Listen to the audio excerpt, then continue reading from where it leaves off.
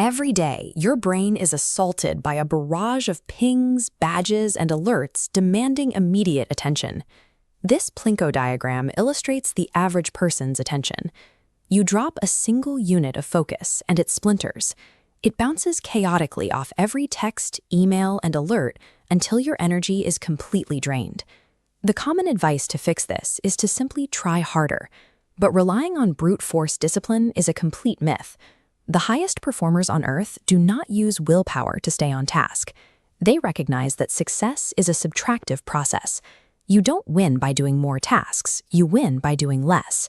Focus operates strictly as a filter to keep the noise out, forcing you to make decisions faster. To reach elite levels of output, you have to stop fighting against your own neurobiology. Instead, you need to install a customized operating system designed to channel that chaos into a superpower. Phase 1 of this new operating system requires installing strict firewalls. Their sole purpose is to systematically eliminate low-value tasks and the people who constantly drain your energy. This starts with building a not-to-do list. Every time you say yes to a new commitment, it acts as a direct mathematical subtraction from your ultimate goals. You write down the busy work, the bad habits, and the vices you reject, making those decisions permanent. Once you know what you're ignoring, you have to become incredibly hard to reach. Your email inbox is nothing more than a public to-do list composed entirely of other people's priorities for your time. To guard your time, you must permanently disable every app notification on your phone. Then, restrict your replies to tightly scheduled blocks on your calendar. If you only allocate 60 minutes for messages, you process them exactly in that window, and then you shut it down entirely. You also need to control the algorithms designed by tech giants to hijack your attention. You can actually train these feeds by ruthlessly unfollowing noisy accounts and deliberately interacting only with content that teaches you the specific skills you want to learn. By aggressively enforcing these firewalls, you eliminate the daily decision fatigue of figuring out what to ignore. Your brain's processing power is now strictly reserved for your actual goals. With the noise blocked, we move to phase 2, core processing. This is where we shift from playing defense into the active execution of deep, uninterrupted work.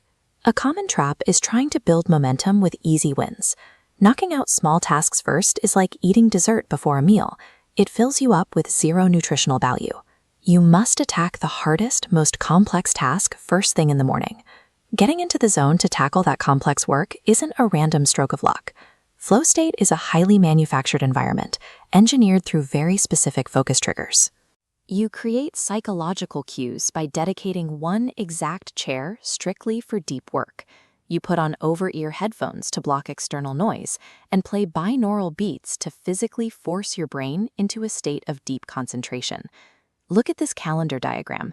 Scattering meetings, creative work, and administrative tasks randomly throughout the week carries a massive cognitive penalty. To fix this, use executive batching. Theme specific days for specific categories, consolidating identical tasks into solid, uninterrupted chunks. By pairing physical environmental cues with strict task batching, you remove the friction of getting started entirely. Dropping into a deep flow state becomes an automatic reflex.